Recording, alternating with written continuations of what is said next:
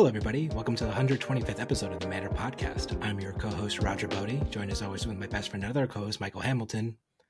Michael, I think for the first time in podcast history, you are not the youngest member of the podcast. You are now an old, 30-year-old, old person like me that I've been on every other episode of this podcast. How does it feel? Is that true? Have all of our guests been older than me? I guess I don't know how old Michael Fung is, but I think he's older than you. Yeah, I think he's slightly older than me. And we haven't had Bodee on? No, we've never had Bodee on. I was thinking about that before when Lucas was coming on. I was like, we've never had Bodee on. Oh, well. What are you gonna do? We'll get him sometime. Yeah, it's only so. You guys don't have very many guests for the most part, right? Like, so there's not a whole lot of sample size to go off of there. Yeah, and Brody's always world traveling. It's hard to like fix him to a standard location while he's jet setting constantly. Lucas is more homeward bound more often. He's got school responsibilities like me. More real life. Every time I text Bodee, it's kind of a pain because I like don't think about it when I send him the text, but he's always in a different time zone, so he never responds when I think he's going to. It's always 3 a.m. I look up and there's a text from Mr. Goes to bed at 11 p.m. every night, and he's still up and about. That's fair. Even when he's in the U.S., sometimes he is asleep at really weird times anyway. Yeah, jet lag's real. Mm-hmm. But so, thank you for coming on, Lucas. Welcome to the podcast. Thanks for coming on. Yeah, I'm happy to be here. It's nice to finally get on. I know we've talked about it quite a few times in the past, but it's good to actually do it now. For sure. Anything you want to get out of the way before we get things started? Yeah, sure. This is the shameless plug section. So you can check me out on Twitter or Blue Sky at Achilles 2032. I should have a link to my Metafy account pinned on the top of that if you're interested in any individual coaching or general courses on how to get better at the game or how to be good at Starvo. That should be coming in the next week or so, hopefully. But other than that, yeah, just check out the Runaways podcast, the absolute #1 premier Flesh and Blood podcast that is available on all platforms, second to none. And yeah, also check out our Discord, our free version, and our Discord subscriptions are pretty cool if you're trying to get to know other competitively minded players. For sure. And if you want to learn how to win tournaments, particular callings with Starvo, be sure to check out Michael's content on Patreon this week. So yes. That'll be coming out soon. Okay. So why Achilles, by the way? This is a random personal thing. Like, he had quite the weakness. So like 13, 14-year-old Lucas was like, I need a name that's not like Lucas Oswald. And I was like thinking about it. And then I was like, oh, that would be a cool name. So that was my name. Do you know the mythology behind Achilles? Do you know why? Yeah, okay. No. I was a super big nerd when I still am, obviously. But I was a super big like Greek mythology nerd back in the day. So I know all about that. Yeah, do you know? Apparently my Achilles heel is your co-host on the podcast. He's a lot of people's. Record is to show anything. Do you know why Achilles was only weak in his heels? Yes. Michael? I do not know, but I do think it's cool that we both have a Greek origin for our gamer tags or usernames or whatever you want to call it. Yeah, it's because his mother was dipping him in like this, like I think it wasn't like the Fountain of Youth. It was the River Styx. The River Styx that would make him basically immortal. Can't have any weaknesses, but she held him by the heels, and she couldn't touch it herself. So only his heels were not fully dipped in the River Styx. So that's eventually what did him in, was the cut to the heel that he was held by his mother. Yeah, that makes sense. It's very sad. But this is not a Greek mythology podcast. Unfortunately. This is Flesh and Blood, and particular this week is going to be Living Legend and Starvo focused podcast, because last week I was alluding to this when I was saying like the format's condensing, because I think you and I were both on the same page, and I think a lot of people in the know were like, yeah, Starvo's the best deck again. And I think that was born to be the case over the past weekend, right? Yeah, I think there's still arguments that could be made, but the top 4 of the calling was 3 Starvos, including a Starvo mirror in the finals. And the Battle Hardened, only 1 Starvo made the top 8, but it did end up winning the event as well. So Starvo looking pretty good right now. Yeah, the other Starvos were too busy like being in the top 8 or day 2, you know? Yeah. So you've been a big Starvo fan for a while, Lucas. What, like, Were you playing when he was originally around? So yeah, I was playing when he was originally around. I was a big Chain guy back at that time. I really liked Chain early on. I would watch the old like Fab Gauntlet, I think were the names, with Brennan Patrick and Dante Delfico casting Blitz games way back in the day. But I really liked that hero, and then I played Viserai for one event as well. Although that was the only event that I top eighted during like that entire time. But I played Starvo, like I tested with him at that time, and he was a lot of fun. I played him at like some skirmishes maybe, but I didn't really like start playing him until the LL calling that I won in Barcelona. And ever since then, he's just been like my favorite hero. It's not close. I love the hero so much. He's so much fun. You like doing the thing, you like revealing the 3 elements and just getting free value turn after turn? It's like it's not even just like sometimes your hand is like Oakenhold and then 3 cards. It's like, okay, well, whatever. It's pretty good. But I also just enjoy the Guardian play style a lot, where you get to play like this slow, more value centric game. You kind of get to balance like normal Fab math value with like trying to set up your big Starvo turns and trying to like not take any damage when you don't have to. That's one of my favorite things about the hero, is it feels like he reduces your opponent's life total without them really having much of a say in it, but he's also pretty good at keeping his own life total pretty high, which I think leads to a lot of turn cycle wins for the hero. But also I just love ice. I love when I ask my opponent a question and they get it wrong. So Yeah, that's fair. Speaking of ice, I forgot how good of a card Stalagmite was. That card is quite bonkers, a while, right? It's ridiculous. I think most of my games, the Frostbite has been worth an extra card, and so it's like you save 3 life and you get 2 extra cards from your opponent over the course of the game. That's a lot of value. They also just have to play around it all game. Like the whole game, they are usually taking slightly suboptimal lines to play around it. Like it's so good that like its mere existence, like I like didn't even consider it in our game in top 4, and it like I just completely misplayed around the card. Like my 2 main misplays were both based on that card. Oh, I love it. It's broken, but it's cool design, I think.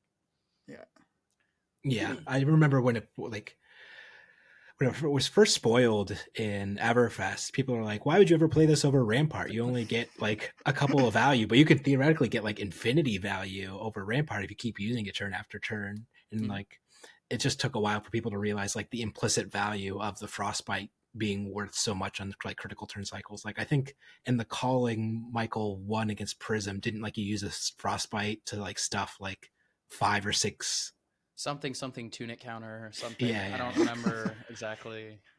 Yeah, it was a lot of aura attacks, and if Fino had his Tunic on 3, he could have used his Tunic to get around that. But he didn't have his Tunic on 3, fortunately, so Frostbite saved a lot of life. Yeah, pretty good. I think every Starvo player is on the same page where like lightning is just the worst element in the deck, though, right? Is there any argument there? There is a big argument. I played 8 of the same lightning card. My whole deck was built around the same stupid lightning card, and Michael just played 3. He thought it was a joke. He is not a fan of that card. Fool's errand. That card is crazy. Go ahead. I was going to say, I think our opinions on the best way to build a Starvo deck were very different. I was looking at your blue ice base, and I would say ice was by far the worst element in your deck. Some of those ice cards looked really, really bad. Yeah. No, it's kind of an interesting thing because first of all, I didn't really prepare for Chicago, and I did not build the deck that I played. I just like copied one of my teammates' decks. Mm-hmm. So like I'm in this weird point of like I want to defend the list and like defend my teammates, but I'm also like not sure if it's actually the right thing to do. But it felt pretty good. Like the fact that I had 8 cards in my deck that pretty much always did the thing that they were supposed to do, and that thing is really good. Was pretty good. Like basically every time I drew a somersault, I did have 2 attacks to target with it. And even if they're 2 blocks, it's like it's still just like, you know, a 1 card 4, a 1 card 5. And I think especially with how many mirrors there were going to be, just being able to convert that card to like sink below when you need it to is, I think, pretty important. Being able to be like flexible. Like I threw, this was 3 games this tournament where I threw the same Crippling Crush 3 times. As well as obviously a myriad of other times where I Oakenholded somebody twice or Starstruck them twice. Or there was, I had a testing game where I resolved 5 Starstrucks consecutively the night before. That was pretty cool. and also just being like one of the best defensive tools. I do understand the merit of playing all the 3 blocks and just being a normal, regular, degular, good value deck, but I enjoyed having just a million squillion shitty 2 blocks and bouncing them every single turn with my stupid somersaults, because apparently you're allowed to do that now. I forget what round it was during my rally back, but I think I cast Oakenold 4 times in the same game between somersaults and then also using Pulse of Candle Hold to buy it back. So yeah, that was not a card that I played, but maybe that. You can't somersault Pulse of Candle Hold, so nah. No, but you can get Oakenold back with it. So sure. Did you play only 1 Pulse? I see in I your played list. 1 Pulse. I only played Eisenloft. Okay. Yeah. What made you make that decision? Because it was in the list that I copied. That's like the answer to the question. Like the direct. Would you run that What back? made Would me you do that? would you put the pulses back in? I'm not sure. Yellow Pulse is really bad. I really don't like that card. I was happy that I didn't play that. Red Pulse. It started as like we were taking it out against a lot of the aggro decks because it's like kind of awkward. It's a red, no block. You can't somersault it. And like a lot of times it just kind of is clunky because we're not trying to activate Crown of Seeds every turn, right? That's like, I only want to do that in a lot of the faster matchups, like with my Tunic counter pretty much exclusively almost, unless, like I end their turn and they stumble. And that card's just not very flexible. And one of the things that I like so much about the deck right now is that it does feel very flexible. But I think maybe I would put it back in retrospect, but I'm unsure. I didn't miss it or anything, but it is a powerful card. It can do some good things, but I liked it. That's fair. Yeah. Michael, what's your pulse on the pulses? I want to get your pulse on the pulses. So the red pulse, I think, there's some spots where it sucks it's a red no block, but I think most of the time it's worth it for the higher fuse consistency. The fact that Ice Lightning is, if you have an Earth card to go with the Ice Lightning, then you have a big dominate attack because almost all the Earth cards are big attacks. I had 2 Rootbound Carapace. That's a card that I'm not sure I would play going forward, but any other time you have it, it's like Pulse and Rootbound Carapace are the only misses for Earth attacks. So I think covering Ice and Lightning are the 2 most important elements for a non-attack to cover, which is why I think it's pretty good, because then your blues can be Lightning or Ice and you'll still have the fuse. Yellow Pulse, I think, just sucks. I was playing with it, and every time I drew it, I'd be like, man, I got an Ice card, I got a Lightning card, I got an Earth card, but my hand's better to block 3 because the stupid yellow is an attack or whatever. It didn't actually matter that I was hitting the elements because I didn't have an attack to go with them. Yeah, it's good with Spinal Crush. Yeah, And it's good with Spinal Crush. And I wasn't even playing Spinal Crush in some of my test games. I just didn't have it in the list for a little while. And I think that ultimately I did end up on 3 Spinal Crushes, and that it is good if you have an Ice card and a Spinal Crush in that card, but that's just like not good often enough to be worth the slot. And I replaced it with a yellow Autumn's Touch and was much happier with Autumn's Touch just hitting people. It attacked for 8 a couple times, blocked 3, just like the Pulse. And yeah. So you always drew the Pulse without an arsenal? So no. Because because thinking that through, what I'm going to go through, I think Michael's picking up on, but just in case it's unclear, is if you have an arsenal and you have Pulse, you can just put whatever your best Earth attack is, or sometimes even Oakenold if you fuse, and then you can activate Crown of Seeds to put whatever attack you want back up. And if Pulse was your first Earth card in Banish and you still have more Earth cards or 3 more Earth cards left in your graveyard, it just turns on Felling with just that 1 card by itself as well. So I had that line come up a lot where Pulse was my first Earth card in Banish, and then I was able to attack with Felling of the Crown with 3 Earth cards, and then Felling of the Crown was turned on without any decomposes prior. Yeah, I think the line where you have Tunic up and you can put back an Oakenold on top of your deck, when that lines up, then obviously the card's great. When you Starvo Fuse, you still have to have another Earth card though, because you're playing this Pulse, and then it's basically just counting. Yeah, your hand has to be the Pulse, a blue, Ice, and Earth in addition. Like that has to be. And you have to have Tunic up. Yeah, and you have to have Tunic up and an arsenal. Sure. Yeah, which is asking for so many things, but in those spots, Yeah, it's yeah. really good. Yeah, that's for the Oakenold line. I'm just saying for just getting back a felling of the Well, crown, though. so it's, I mean, oh, forgetting felling, I guess, because the other thing is like that's any hand where it would be like Yellow Autumn's Touch. If you just have another lightning card, then it's pretty similar anyway. You just don't have the resource awkwardness. Yeah, the line that I was doing the most was just like I have Tunic up in an arsenal, and then I block with 2 cards or whatever, and then I reveal blue ice, pulse, put a felling back on top, draw the felling, attack with felling. And then you have to have Tunic again for that, right? Why? If I have a blue ice, the blue ice. You still have to activate Tunic. Well, you pitch the blue ice, you activate crown, you have 2 floating, and your hand is now just the felling. Yeah. You have Tunic. Yeah. So, I know this. We actually talked about this, but you Roger, you said that you kind of needed uses for your Tunic in your games, but that didn't line up with my experience. I felt like, I guess I wasn't even playing Tunic in every matchup. I had an Earth chest, a 2-block that makes the embodiment verse, Bark Skin of whatever. And I was also playing Balance of Justice in a lot of aggro matchups where if they're playing Art of War, I'm just happy to have my 5 value hat. That also gives me more fuse consistency. So especially with that in mind, I just found that lightning or yellow pulse was pretty awkward. I guess that makes sense. I do think what you said about it being your first Earth card in Banish to make felling a lot easier to turn on, that does matter quite a bit. And it is really strong. I ultimately just went the other route where I just had 8 decomposed cards on top of felling in my deck to make sure I could turn on my fellings more consistently. Yeah, I was much lower on my decompose counts. I had the 2 Rootbound Carapace, but those cards sucked.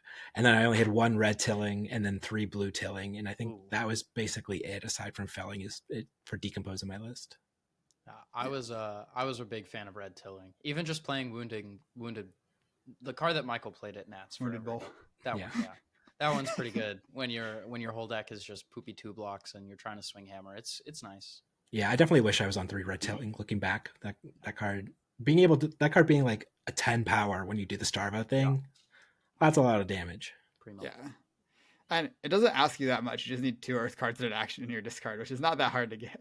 No. Also, like the downside is it's 1 point worse when you throw it than like whatever like Autumn's Touch would be or whatever. But you just get so much plus from having it.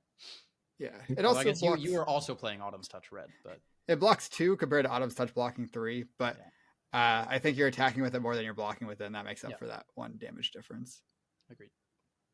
So let's say I was going into a tournament and my only goal was to beat Starvo. Is there a deck that just like consistently beats him up anywhere in the metagame, or is he just? So I think the answer is Florian. But I would probably not take advice from apparently anybody who played Florian at this tournament because they all were just losing to Starvos. I lost to a Florian for my second loss day 1 because I didn't know how to play the matchup, and then I learned how to play the matchup, and I beat my second Florian opponent pretty comfortably. Yeah, I don't know. It's possible that maybe at the time my lists were not good enough. I didn't have the decompose cards in at the time, and I didn't have all the somersaults. I think I had 6. But I was just getting like thrashed by my locals. I was by my one local. I was playing like Exposed to the Elements. I was playing Frozen to Death. I was playing Poison the Wells. And it's just like none of it ever mattered. But he was also like playing around those cards and arsenaling cards that like make sense to arsenal and when that's the counterplay that your opponent has. And it did not appear that any of the Florians were doing that. Every time I watched a Florian game, they had like no chest. They were getting blown out by Poison the Well, and they were just dead with like 20 rune chants in play, which I do not think is how it's normally supposed to go. So I would say Florian, but apparently not. Also, apparently Dromai players thought they were good in the Starvo, and that didn't work out for them either. So I don't really know. Maybe if you want to beat Starvo, just play Starvo. Yeah. I think the problem with bringing a deck that theoretically lines up well against Starvo is you don't have any comeback mechanics. If Starvo just kind of runs hot on Fuse, you don't have any way to like really slow him down. You can try to play these D-Reacts. You can do whatever you're doing that's like lines up well against him. But when he's just attacking for 9 into 3 or 9 into 4 with a Frostbite on a 3-card hand repeatedly, no matter what your deck is, it's going to be really hard to beat that. Yeah, I think CYB is the way that you're like supposed to try and come back from that spot, which is why I think the Florian deck and like I don't think the Oldham deck actually has a good matchup necessarily into Starvo, but I do think that's the kind of deck that can come back from being behind early. But I think that like without CYB, like you said, it's just like you're either getting your armor run through or your life total's going down or your game plan's not being properly pushed forward, and it's just kind of a nightmare no matter how you do it. Yeah. That's fair. I think if we jump back in the time machine to 2 years ago, whenever the indie calling was, I remember that like stacked Viscerai was also pretty good against Starvo, and especially my slower version of Starvo. But the problem is, even if the matchup's like fine for them, if you're just fusing more often than not, you're gonna be fine. Also, So it was fine for stacked Viscerai. It was. You should have told me that when I was getting beat up by Starvos when I was playing Viscerai. I don't think it is now. Yeah, especially with the somersaults. No, I was saying back in the back in the day. That's why I had to put a stupid enchanting melody in my deck. That's how bad the matchup was. You actually never had to. You actually really had. It was. That's a secret. You never had to, even a little bit. I was forced. There was no other way. Exactly. But the other interesting thing that was brought up was like a bunch of D-Reacts in order to cover up the big attacks. And those used to be especially punishing for when he wasn't doing the thing and he was just like throwing a 3 for 7 or whatever. And it really let your opponents get like the value off their D-Reacts and then also maybe like make some rune chance or do something proactive on their turn as well.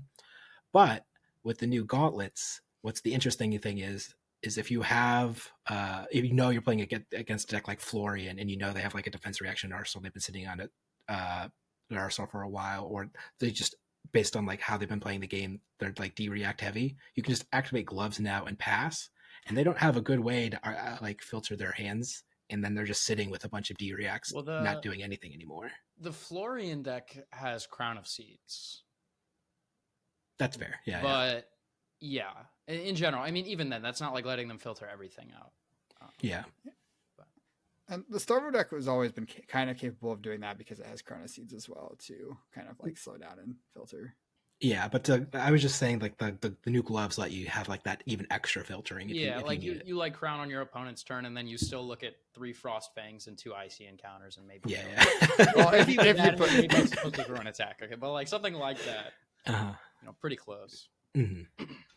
One other thing that we saw is Easton Douglas, my opponent who made the finals, was playing 3 copies of Smack to Reality and 2 Pummels. So if those line up the right way, and he also had the Goliath Gauntlet, of course, to pair with the Smacks. If those line up the right way, sometimes you just like get juiced as Florian anyway.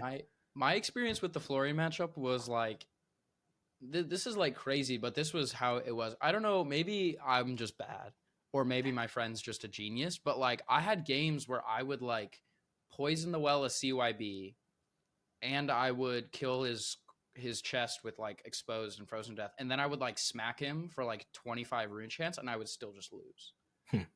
But that can just do some crazy stuff if you give it room in the late game. Sure. Like Mordred Tide plus Germinate is like one of their best ways to come back. Obviously, Thistle Bloom plus a big CYB is pretty goofy. So they do have ways to do it. It's hard, obviously, because none of the Florians top 8'd.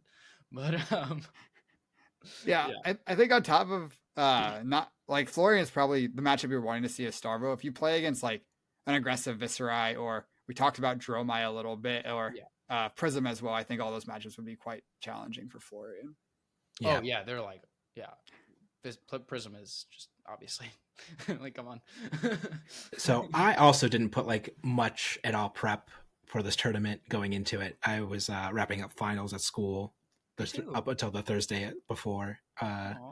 So I had never played against a Florian, so that's why I didn't know what to do in that matchup and lost round 3. But I also had never actually played into Prism on Starvo like recently. And people kept telling me like, oh, this matchup feels kind of rough. This matchup feels kind of rough. What are you supposed to do? And I kept saying, I haven't put any time or resources into it. But is there like, you just got to do the thing?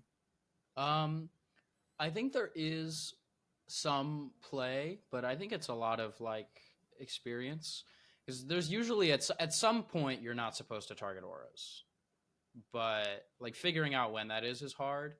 And then I think there's also some middle game stuff that's interesting, where you can kind of figure out like based on which auras they have, you can kind of craft your game plan in different ways. Like if they have like a passing mirage and like a parable of humility out, you can just like try to ignore them all game if it's OG Prism, because like their heralds don't have super important on hits, and you can just kind of ignore them depending on how the texture of the game is going. but sometimes like you just have to kill those kinds of auras as soon as they hit the board. And I think usually where it's like close is around the like 20 life ish area. Where That like would make sense, because if that's they're where at I felt 20 like the game was slipping away from me in my game of the weekend. I played against Will, and I feel like I was crushing it like an early game. I guess quite literally, it's on a couple of turn cycles, and like I was still at like 30, and he was around 15, and then I still was prioritizing like trying to keep his board as clean as possible. And then he just started creeping in more and more and just had more double aura turns that I can really keep up with. And then I stopped doing the thing, so then my turns started being not as high value as they used to be. And then the game kind of slipped away from me from there. I also think all of the ice cards that you have access to are really powerful. Those being CLF, Stalagmite, and Winter's Whale. I think all those 3 cards are really powerful in the matchup, but it's kind of interesting to use them because like it's weird because Winter's Whale usually wants to target an aura, but like 4 on hit Frostbite is like such a pain in the ass for that deck to deal with. It does not deal with that well. Their turns are all like pitch a yellow into War Tune, 1 floating for footsteps, or it's like pitch 2 yellows, swing your board, and it feels like, or it's just block all your cards, play an aura, whatever your turn is. But it feels like a lot of the time that deck can struggle to deal with the Frostbite, and I think like picking the points where you target them with your Winter's Whale is a pretty big deal in the matchup. And then also, like, obviously knowing when to Stalagmite them. Because most players at this point, I think, know how to play around it when it's just, like, face up. Sure. Right? Like, you know, don't pitch a yellow to swing 10 auras if you have no other resources. Mm-hmm. Probably not the best thing to be doing. And then CLF is just, like, one of the best cards in the deck to, like, buy you a turn when you don't fuse, right? Sure. So, like, setting that card at the right time, I think, is one of the important things that you can do that's not just show them the crayons. Yeah. I played against the Prism at the calling, and I was also surprised how effective CLF was before they had a board, because like you said, the Frostbite's really good against them. Just they can't do anything. He wanted my opponent wanted to block with multiple cards and play a blue aura, and like that just costs your whole hand now if you want to pitch a card to play the blue aura. Yeah, I played 2 CLFs in my match, but I guess Will was just able to power through with blues during those turn cycles. So like, yeah, it's also like when you play the CLF, you kind of have to follow it up with something big. Like when you play it, like I really want to be setting like a Crippling Crush, and then like hopefully drawing either 2 ice cards or a fuse. Sure. Because like if you just CLF them and then you like kill an aura, and then next turn you like kill another aura and it dies, you look a little silly. You didn't really do anything. I looked a little silly. That's for sure. That's okay. You Part live of and the you learn. process. Yeah. I'm still thrilled with where I ended up, given how bad I started. How did you finish? 19th. Nice. Yeah. So I started 1-2 into X and 3 in the last round. Yeah. Well, you like walk up to me. You like Michael and I were talking after one of the early rounds, and you like walk up to us, and I was like, "How you doing?" You're like 2-2. I think I'm gonna drop. No, the deck doesn't feel very good. I just got my ass kicked by this Florian deck. You know, this is all really this is awful. But I'm glad you powered through and found your stride. Yeah. Starvo was more cooperative with me for the rest of my rounds. So it does help nice. when the Bazinga guy bazingas for you. Yeah. You really That's the much. Oh, go ahead, Michael. Yeah, I was going to change the subject a little bit. I want to talk about Starvo mirrors. Ooh, sure. That's my favorite. Yeah. So I think that Starvo looks like this really high variance hero. And sometimes I would say against like some of your rougher matchups, you do kind of need to like do the crayons, and especially on like very key turns, it can matter quite a bit. But I heard a number from you, Lucas. I heard that you were 15-0 in Starvo mirrors. In rated Starvo mirrors, if you include like skirmishes, the number's a lot higher. Okay. So would you say that the Starvo mirror feels pretty low variance then? So what I've been telling most people that ask me this kind of question is that, first of all, 15-0 is not a number you get by playing better, and only by playing better. Like, your opponents are going to have to make some mistakes, and you're going to get lucky. But I do think that it puts me in a spot to be able to speak on it pretty well. It rarely feels high variance in my experience. Like, I almost never play a Starvo mirror, and then at the end of it, I'm like, well, they just fused more than me. Nothing you can do. Or like, they played Awakening. Shit, get them next time. And like when I win, there have been a few examples of that I can think of, but like for the most part, it almost never feels like, yeah, man, I just kicked that guy's ass. Like every turn, I just fused, and then I threw Oaken, and then I threw Crippling, and then I somersaulted, and I threw it 8 times in a row, and they just like died and had no counterplay. It usually is like, yeah, I think they probably messed this up, and they messed this spot up, and they did this wrong. And I think there's actually a lot of depth to it outside of the variants. And it's such a weird hero because like none of it shows up in gameplay. Like you don't see it because most of it is like, what card do I block with versus what do I arsenal? And do I crown here? And like when you're watching, if somebody just activates crown and then plays their turn, you don't like think about necessarily, oh, what if they didn't crown? Because you're thinking about like their 5-card hand after that and their most immediate decisions. But I do think that Starvo has a lot of really subtle, like very difficult decisions that people just make wrong.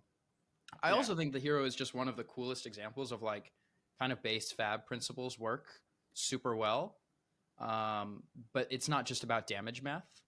One thing that Noah was talking to me about a few hours ago was that he was saying that one of the reasons he likes ice is because it feels like there's very high agency in non-damage related areas, like not just doing the best math play and like doing what the deck should do based on numbers.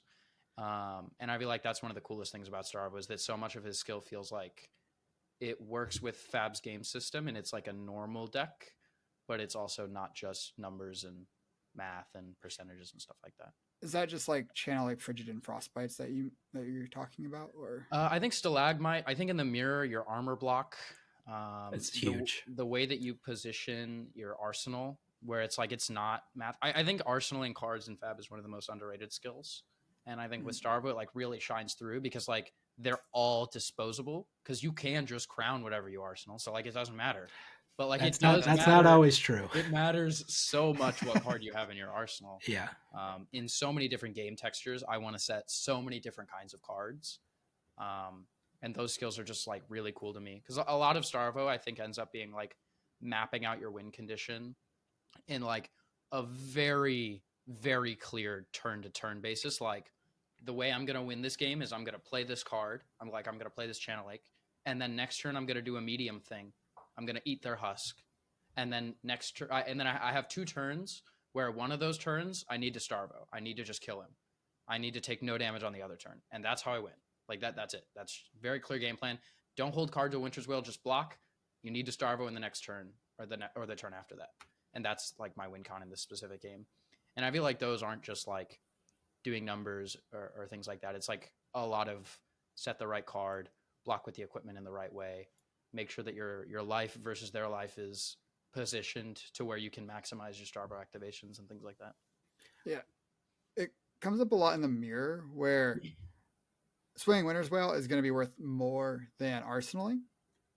Swinging Winter's Whale is worth 4. Arsenaling is worth less. But there's a lot of spots where your opponent has an arsenal, their Tunic's on 3, and you have a way you can block with 3 of your cards, arsenal the last card, or Swing Winter's Whale with the last card. And depending on like the context of the game, I've made different choices based on like my opponent's Tunic counter, what life totals are, a lot of different things like that. Yeah, there's like so many Starvo spots that I can think of in the mirror specifically that like I've done this a million times, but it's never been the same. So I have to make a new decision every time based on the context of the game. And I feel like that's like the ultimate card game experience. I feel like is like understanding the spot and knowing what you're looking for, but still having to make a decision at the table because it is different every time. Yeah. I was watching this other podcast, I think it was last week, and they had a viewer question, and I think everybody handled it really badly, where they said it was about pitch stacking, and people said, oh yeah, pitch stacking just doesn't matter anymore. It's not a real thing, except for like limited. I think that's like the most common answer on that podcast. And Living Legend. And it's what I was about to say is I think pitch stacking is crucial in Starvo mirrors in particular. It's not just doing like making sure you do the ice earth lightning ice earth, like sure, like that's like I think if you're like wanting to learn how to pitch stack, like playing Starvo is like probably one of the best training wheels in the game for like learning how to do that. is just because like you have that clear, you don't necessarily need to remember exactly what the cards are, but just like the typing and like what your clumps are, and be like, okay, I'm about to hit a clump where I know I'm not going to have any earth for a while because first cycle I was just bricking on these hands, so this is going to be a little clunky for this, so I need to make sure I close out the game in like the next 1 to 2 turn cycles, because if I don't, I have no more Starvo fuses for like 2 turns and I'm just going to die. And like keeping track of that stuff's really important. But then you were talking about, well, you can just Crown of Seeds, whatever you can put in your arsenal. Against the last round against Ben, I had a Pulverize set in Arsenal. Just basically, it was the leftover card in one of my turn cycles. And then I drew the all red hand.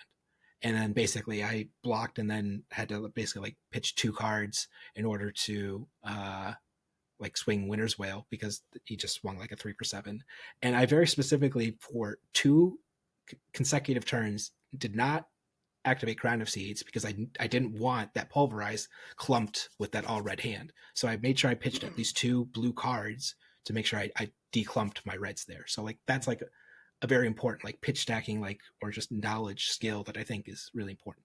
I think one of my favorite parts about Starvo pitch stacking, and again, specifically the mirror, I love the Starvo mirror. But one of my favorite parts is how much it matters and how little it matters at the same time.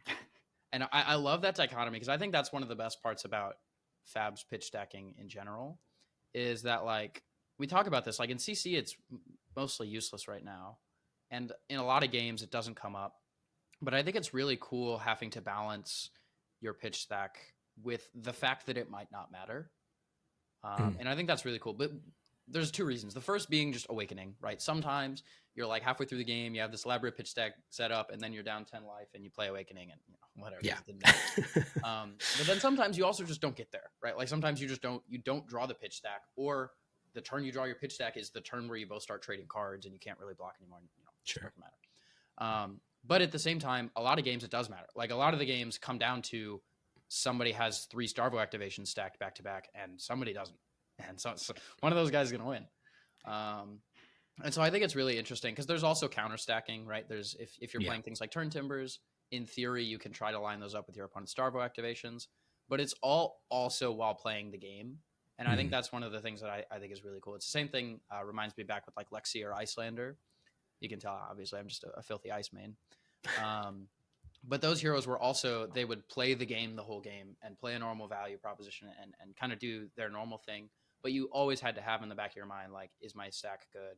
Do I need X type of card? You know, do I have to pitch this Ice Eternal now? Because I blocked with 2 of them. And if I block with my 3rd one, they can fatigue me. Or something like that. And I think Starvo has a very similar feel where, like, a lot of the time you have to keep track of your pitch stack. And sometimes you do, like you mentioned, like you have to take different lines that you wouldn't otherwise take because of your pitch stack and because it's going to affect that.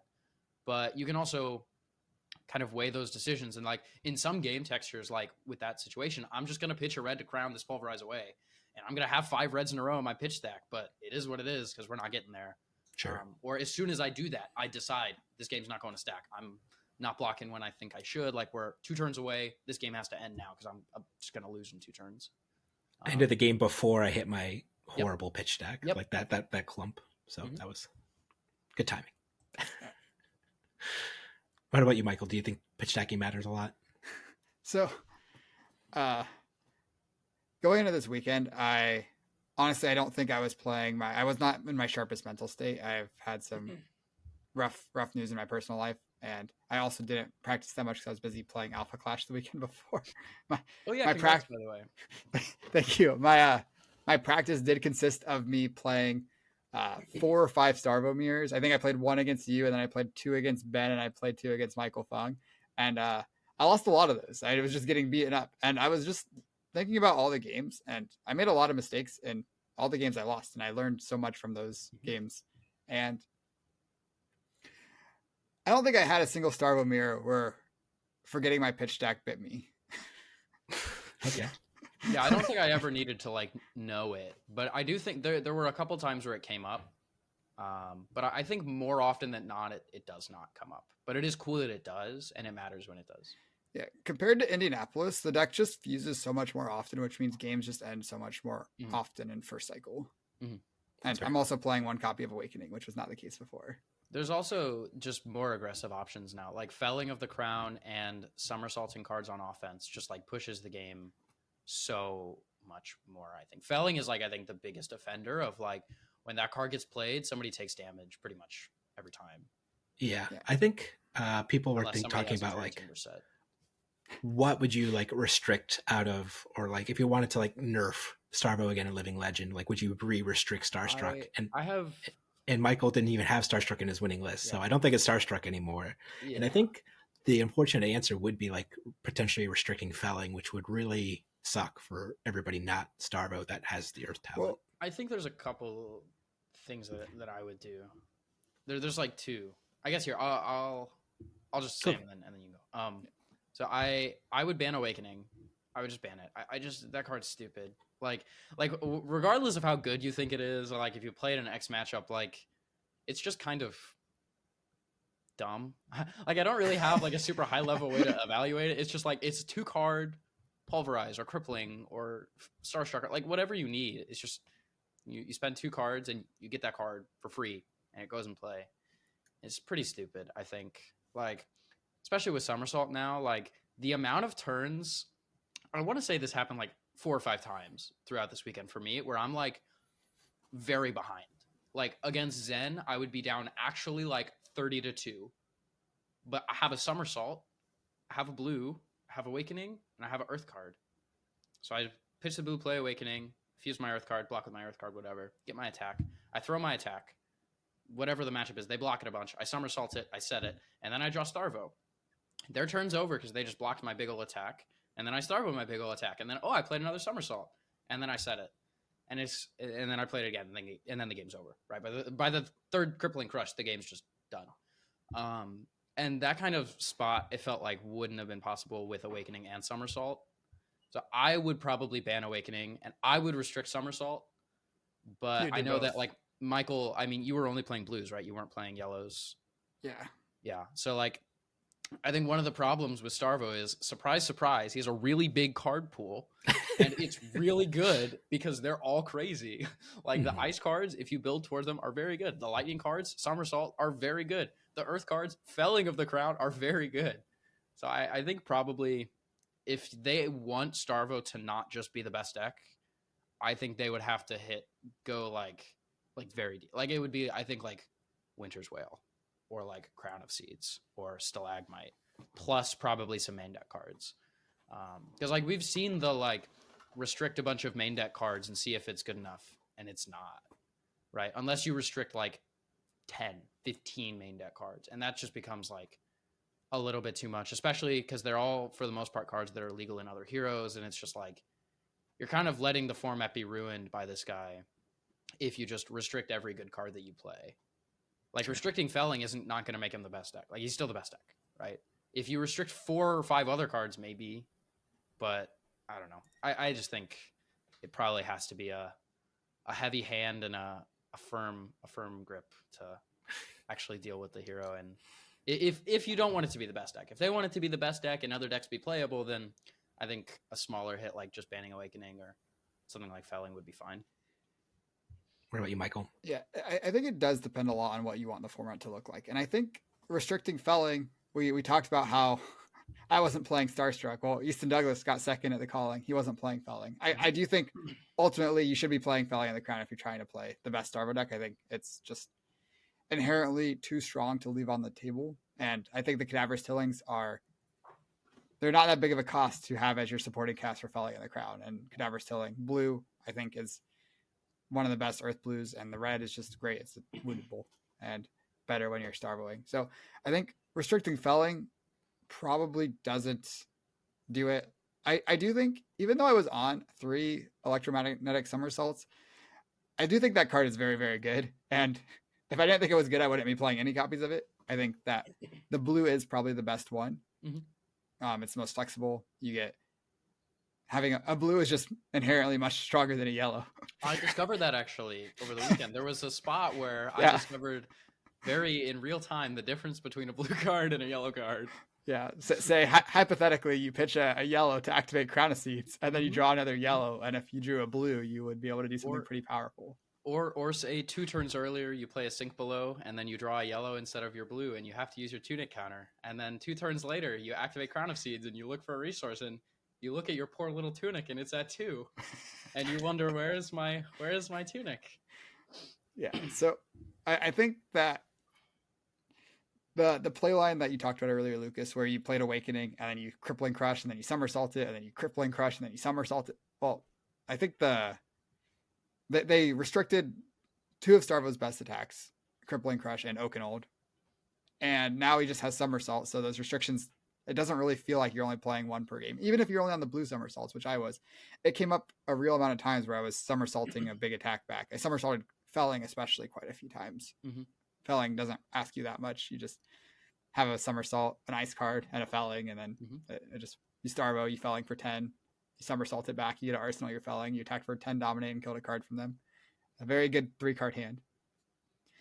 So I think restricting Somersault makes a lot of sense. It is sad that I think Aurora is the main other deck that is using Somersault, but I think that's probably worth the cost if you want to tone down Starvo. And I think Somersault's just the card that makes the most sense to restrict if you want to tone it down slightly. I think your lightning cards get significantly worse once you restrict Somersault. We go back to the sad times where you're playing like blinks or flashes or whatever.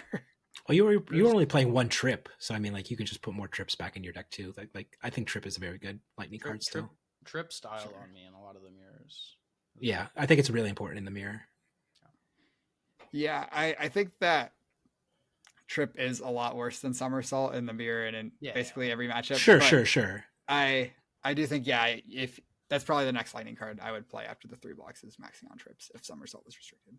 And the reason why I went with Felling of the Crown is because pre-Rosetta, pre-Felling, a lot of Starvo's like 2-card hands weren't really very good. Like they were like, I was talking about like when I was playing Starvo in Osaka, for example, like my 2-card hands were like attack with like Autumn's Touch or like attack with like Red Fruits of the Forest, and like 2-card 7ing is just whatever. But having a 2-card 8 plus the added disruption of like your opponent has to get rid of a card with just like your 2-card hands after if you block or you're not doing the Starvo thing is very powerful. And that just wasn't a thing that he really had line up for him very much before. Like his 2-card hands were just kind of anemic. So having access to such high power, like just more functional hands overall, just increases the power level of the deck just because its floor is already higher now. Yeah, I remember you and I were preparing for it was Columbus, the Battle Hardened that you played Starvo at recently, right?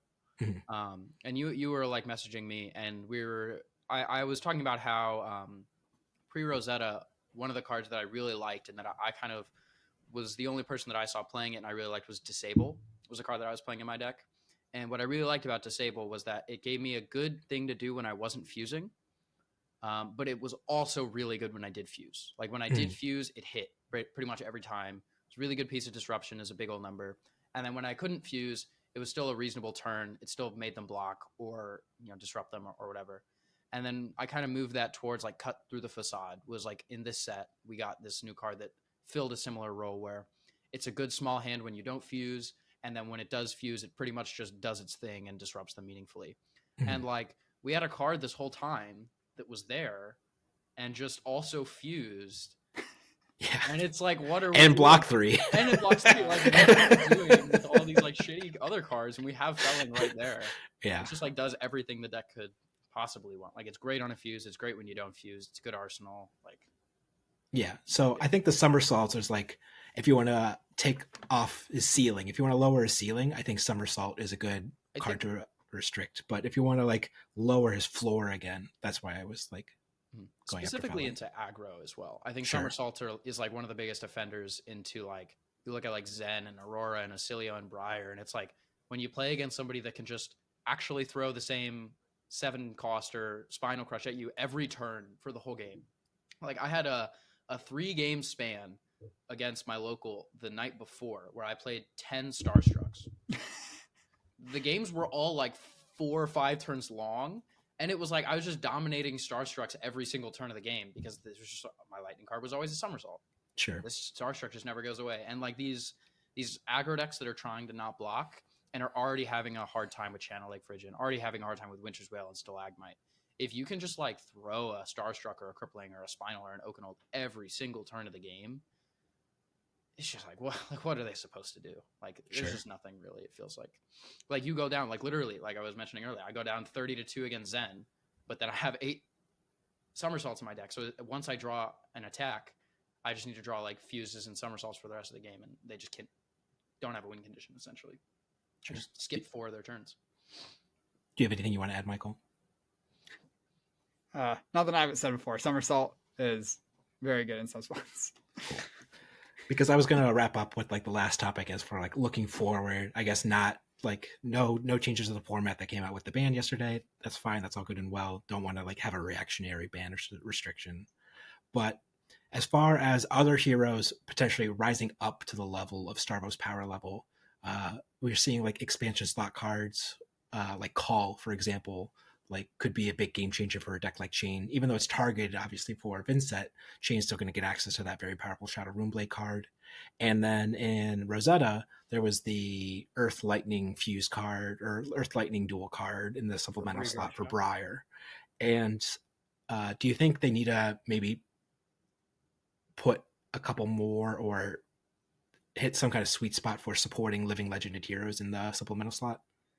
So I really think that a big part of Starvo being the best deck was he just got like 2 sets for him. He got Rosetta, which was an Earth Lightning set. He's an Earth Lightning hero. And then he also got the Jarl Armory deck, which was an Ice Earth Guardian deck that added both new equipment and lots of great new Ice Blue block 3s. And I think that there will be times where other heroes are getting like more support than he is. I think like this specific point in the metagame, Starvo probably is just the best deck by a good amount because he just got so much support. But if they keep adding support to other heroes, I wouldn't surprise me if that gap gets a little bit smaller. Like Mastery Pet Guardian supporting like Old Him and Victor and Bravo, Showstopper in LL, of course.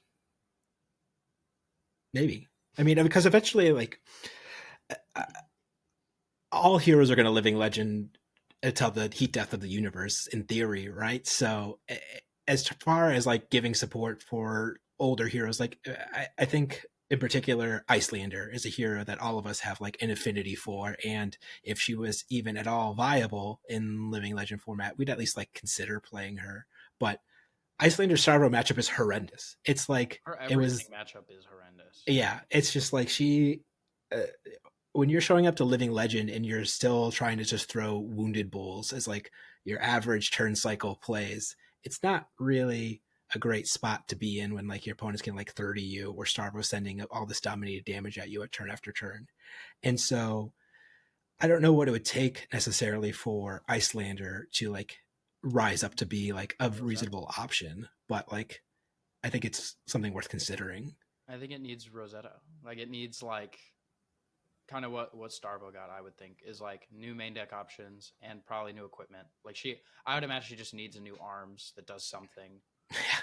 And I would have to also imagine that she would have to have some new threats in the main deck, like a Felling kind of card where like more Ice Veins and just good ice cards. Because like right now, she has good things that she does and she can control some games, but like that's only half her deck. The rest of half of her deck is just like, what are you gonna do? Put like you mentioned, like wounding bulls and like and she also got kind of died for Starvo Sins a little bit too, because her best thing was like she could instant speed hypothermia, but that's just restricted now because of Starvo's dominance. So well, I don't even think hypothermia is that good in Starvo. Like I played one, but the only times I cast it, I was like, if my opponent has Deadwood Dirge here, I'm just losing the game. Yeah, you annihilated me through a hypothermia in our last game, like on Viscerai. I don't know. I think hypo to 3 would see more consequences a little bit. I think Chain. Like what would you cut for hypothermia? I think Chain. I mean, anything if Chain. Blizzard maybe. That's because we see now like Chain, especially. I think Chain was already probably one of the other better decks in LL. Mm-hmm. But we see this new Cull card. Like it's good in Vincent. That card is just bananas in Chain. Like that card is so crazy because you're gonna get it for free. Yeah. And then like your Starvo opponent goes, here's a 9 dominate, go again, and you're like, take 9, Cull from my banish for free. No Winter's Wail. Okay, cool. Next turn. Oh, you said no blocks? I have this set card, Cull. Banish my Blood Debt card. Oh, you banish your Crippling Crush because you need 3 cards of fuse. Yeah, nice. Well, you don't even need to banish a Blood Debt card because you could just end on Cull as long as you don't. Yeah, you can do that hand. too. Yeah, it's crazy. I think hypo to 3 would help that matchup a lot more than I think LSS wants them to. I think if you have 1 Warmongers and 3 hypo, it becomes a lot more reasonable, I think, to just block out Chain. Sure. Because like in the end game, you are just going to have like 4 cards that basically just mean that you're not going to take any damage on the next turn, and they're going to probably take a bunch of Blood Debt. Well, it depends on the chain build, right? Because Cody Williams Dirge, they can't just had 6 copies of Deadwood Dirge. And I remember I drew my Hypothermia, and I look at his graveyard, and I look at his banish, and I'm like, well, there's 5 Dirges here. I just have to hope he doesn't have the 6th one, or I'm going to lose on the spot. Yeah. I still lost that game, but he didn't have the Dirge. Yeah. That's fair. Yeah. Deadwood Dirge being a nice counter to that card also is really interesting. So yeah. And Viserai also gets a bunch of outs where he gets become the Arknight and Deadwood Dirge. Viserai can also just like play setup turn. Yeah. Or just like play through it. Just play through it. Like no problem. Like I've witnessed it. Yeah, especially if you're on the belittle version. It's just like you threw like 3 belittles at me, and I just was like, oh, okay. Yeah. Yeah. Oh well. All right. I'm the hero, man. Get it over with. Format's sweet though. I think Living Legend is definitely needed for the long term of the game. I think having outlets to do these really cool, powerful things, let people revisit their favorites, is definitely something that like is critical for the long term sustainability of the game. So I was really happy to play in the tournament over the weekend. Yeah, it was awesome. Yeah, I had a lot of fun, and it's kind of cool for Guardian. Like Guardian's been so bad in CC for so long, so it was nice to get to play a powerful Guardian again. Yeah, and for Ice has been gone for so long. I get to play Ice, I get to play Guardian, and I get to play Starvo. Yeah, but now you got Jarl and Class Constructed again. Yeah, so. Ice is back. Yeah, Ice is back. Ice is back. Mm-hmm. Yep. No bad matchups for Jarl. Nope. Stalagmite's back. Okanold's back. We're in. What could possibly go wrong? You even get 3 Okanolds in Classic Constructed. You get 3 Hypothermias too. I mean, we're cooking. It's easy. It's over. All right. Anything you want to touch on, Lucas, before we wrap things up here then? No. Just want to say thanks for having me on. I get to talk about Starvo for an hour. I always enjoy doing that. Congrats, Michael, on your win. I'll definitely get you next time. I can't let you have the last win. But just thanks for having me on. Appreciate it. What about you, Michael? I am looking forward to our next battle in the top 8 of a calling. Hopefully that keeps happening, because that means we're both doing great in callings. I hope so too.